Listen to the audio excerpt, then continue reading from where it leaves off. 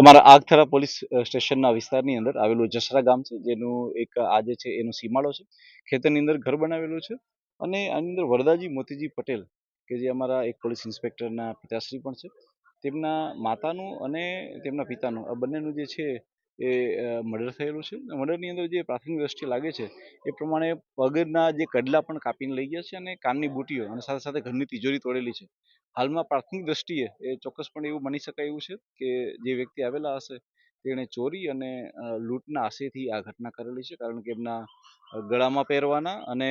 કાનમાં પહેરવાના સાથે સાથે પગમાં પહેરવાના ઘરેણાને બી કાપીને લઈ ગયા છે એવું છે. અમે અલગ અલગ મોડસ ઓપરેન્ડી ઉપર કામ કરી રહ્યા છીએ કે આ પ્રકારના અંજામ કેવા પ્રકારના લોકો આપતા હોય છે,